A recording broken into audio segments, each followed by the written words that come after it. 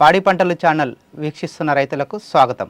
నేను doctor M Raghavendra Reddy, assistant professor soil science and agriculture chemistry, college of horticulture, doctor YSR horticulture university, Venkataramanagudem. నేను ఈరోజు మీతో మాట్లాడబోయే topic కొత్తగా వేసుకునే పండ్ల తోటల్లో నేల తయారీ విధానం మరియు మెలకువలు.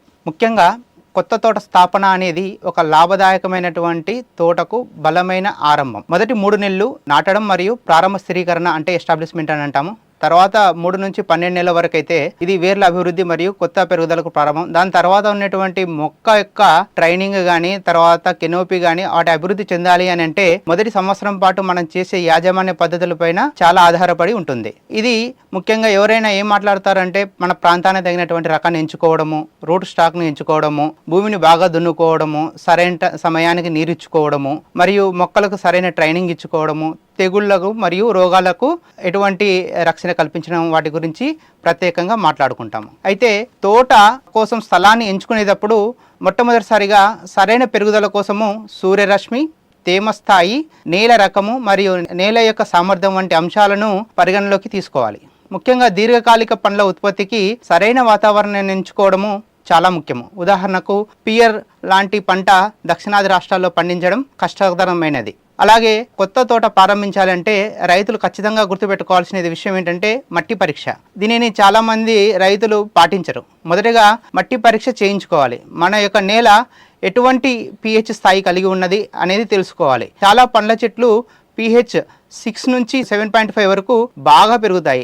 అయితే పోషకాలు అయినటువంటి ప్రధాన పోషకాలు నైట్రోజన్, ఫాస్ఫరస్, పొటాషియంతో పాటు సూక్ష్మ పోషకాలు చాలా మంది రైతులు సాయిల్ టెస్ట్ లో చేయించుకుంటారు. ద్వితీయ పోషకాలు అయినటువంటి కాల్షియం, మెగ్నీషియం, సల్ఫర్ కూడా ఈ టెస్ట్ లో చేయించుకొని నిపుణులచే సలహాలు తీసుకొని వాటి యాజమాన్య పద్ధతులను తెలుసుకోవాలి.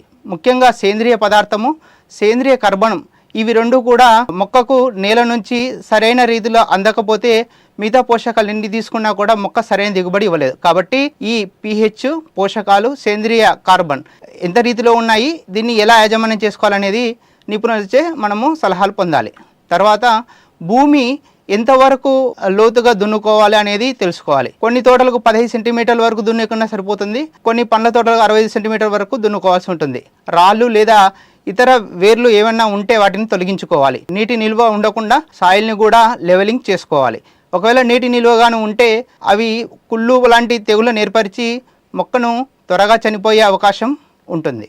అలాగే సాయిల్ ఇంప్రూవ్మెంట్ అంటే నేల సామర్థ్యాన్ని పెంచుకోవడం ఎలాగా అంటే మన దగ్గర ఉన్నటువంటి ఈ కుళ్ళినటువంటి పశువుల ఎరువు FIM, పచ్చిరొట్టె ఎరువులు, బయో ఫెర్టిలైజర్స్, అలాగే ఎరువులు ఎంత రీతిలో మనం వేసుకోవాలి, సంవత్సరానికి ఎప్పుడెప్పుడు వేసుకోవాలని తెలుసుకోవాలి. ఖరీఫ్ కంటే ముందర అంటే వర్షాలు వచ్చే ముందర ఇటువంటి కుళ్ళినటువంటి ఎరువులు కానీ, పచ్చిరొట్టె ఎరువులు కానీ, బయో ఫెర్టిలైజర్స్ అన్నిటి కూడా మొక్కకు సమృద్ధిగా అందించగలిగితే ఇవి మృదువుగా చేసి మట్టిని వేర్ల పెరుగుదలను బాగా మెరుగుపరుస్తాయి. అయితే ప్రతి రైతు కూడా కొత్తగా ఈ తోటలను పెంచుకునే ముందు కొన్ని వనరులను సమీకరణం చేసుకోవాలి. అవేంటి అంటే మొదటగా ప్రభుత్వం గుర్తించినటువంటి మరియు రిజిస్టర్ అయినటువంటి నర్సరీల నుంచే మొక్కలు తెచ్చుకోవాలి. అలాగే 3 నుంచి 4 ఆకులు ఉండాలి. అలాగే ఎటువంటి తెగుళ్ళు ఆ నర్సరీలో హిస్టరీలో ఉండకూడదు. ఇలాంటివి గుర్తుపెట్టుకొని తెచ్చుకోవాలి.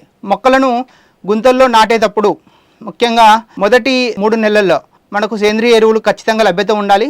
ఫెర్టిలైజర్స్ మన దగ్గర ఉండాలి. ఏదైనా పురుగు మందులు కానీ లేకపోతే పెస్టిసైడ్స్ లాంటివి లభ్యత ఖచ్చితంగా చూసుకోవాలి. వీటితో పాటు సాగునీటి వసతి ఖచ్చితంగా సమకూర్చుకోవాలి. దూర ప్రాంతాల నుంచి నర్సరీ మొక్కలను తెచ్చుకున్నట్లయితే వారం నుంచి 10 రోజుల పాటు మన తోటలోనే ఉంచుకొని తోట వాతావరణానికి అలవాటు పడిన తర్వాతనే నాటుకోవడం మంచిది. ఇవన్నీ వనరులు సమకూర్చుకునే తర్వాత మన వ్యవసాయ వాతావరణ పరిస్థితుల ఆధారంగా మనం మొక్కలు నాటుకోవాలి. దీనికి చాలా వ్యవస్థలు ఉన్నాయి. చతురస్రాకార వ్యవస్థ, దీర్ఘ చతురస్రాకార వ్యవస్థ, హెగ్జాగోనల్ వ్యవస్థ, క్విన్కాన్షియల్ వ్యవస్థ, ఇలా చాలా వ్యవస్థలు ఉన్నాయి. ప్రతిదానికి కూడా దాని సొంత ప్రయోజనాలు ఉన్నాయి, అలాగే నష్టాలు కూడా ఉన్నాయి. చాలా మంది ఇప్పుడున్నటువంటి రైతులు హై డెన్సిటీ ప్లాంటింగ్ చేస్తున్నారు అధిక దిగుబడి కొరకు. చెట్ల పెరుగుదల, పరిమాణం ఈ రెండు దృష్టిలో పెట్టుకొని మొక్కకు ఉండేటువంటి దూరాన్ని పరిగణించి వాటిని జాగ్రత్తగా ప్లాన్ చేసుకోవాలి. దీన్నే లేఅవుట్ అని అంటాము. ఈ లేఅవుట్ వచ్చేసేసి నిపుణులతో చర్చించి తోటకు పోవాల్సిన మార్గాలు, రోడ్లు, నీటి కాలువలు, వ్యవసాయ భవనాలు వీటన్నిటిని కూడా ఏర్పాటు చేసుకోవాలి. సరైన డిజైన్ మీరు నిర్ధారించుకోవడానికి లేఅవుట్ ఉద్యాన నిపుణులతో సంప్రదించుకుంటే మంచిది. ఇవన్నీ మనము పరిగణలోకి తీసుకొని చెట్ల ఆరోగ్యాన్ని నిలబెట్టుకుంటే ఎక్కువ దిగుబడినిచ్చే పండ్ల తోటలను తయారు చేసుకోవచ్చు. అలాగే గుంత చేసుకోవడం, పిట్ ప్రిపరేషన్ అంటమాట. ఇది ఎలాగంటే సాధారణంగా గుంత పరిమాణము నర్సరీ నుంచి తెచ్చినటువంటి మొక్క యొక్క వేరు వ్యవస్థ, అంటే నర్సరీ నుంచి తెచ్చినటువంటి బ్యాగ్కు 2 నుంచి 3 రెట్లు ఎక్కువగా ఉండాలి. అంటే ఇప్పుడు 10 సెంటీమీటర్లు పొడవు ఉందనుకోండి, 30 సెంటీమీటర్ల పొడవు గుంత తీయాల్సి ఉంటుంది. అలాగే డయామీటర్ కింద ఒక 10 సెంటీమీటర్లు ఉందనుకోండి, 30 సెంటీమీటర్ల డయామీటర్ ఉన్నటువంటి గుంత తీసుకోవాలి.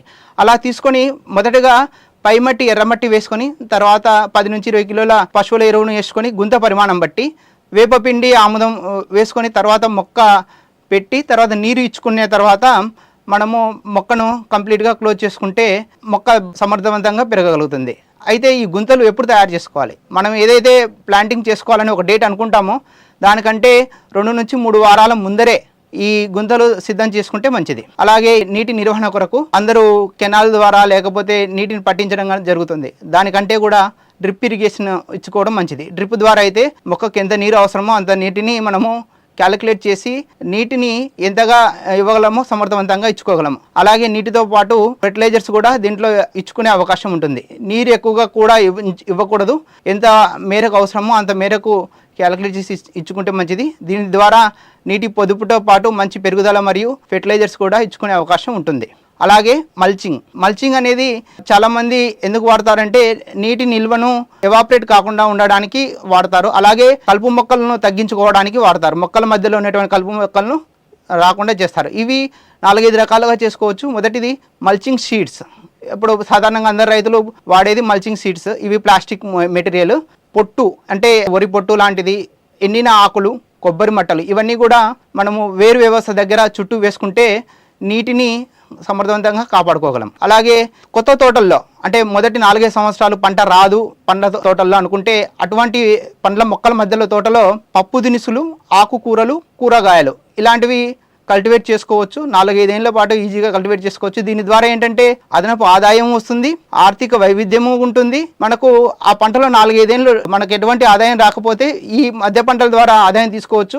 నేలలో నత్రజని కూడా పెరుగుతుంది, సహజ తెగుళ్ల నివారణ కూడా జరుగుతుంది. అలాగే జీవన వైవిధ్య పరిరక్షణ కూడా జరుగుతుంది. ఖచ్చితంగా రైతులు గుర్తుపెట్టుకోవాల్సిన విషయం ఏంటంటే మట్టి పరీక్ష లేకుండా ఎటువంటి కొత్త తోట ప్లాన్ చేసుకోకూడదు. నీటి నిల్వ సమస్య ఉండకూడదు. ఎక్కువగా ఎరువులు వేయకూడదు. సాధ్యమైనంత వరకు మీరు మెన్యూర్స్ అంటే కుళ్ళినటువంటి ఎరువులు, బయో ఫెర్టిలైజర్స్లో ఎక్కువ వేసుకోవడం మంచిది. మల్చింగ్ చేసుకోవడం తప్పనిసరి అని గమనించాలి.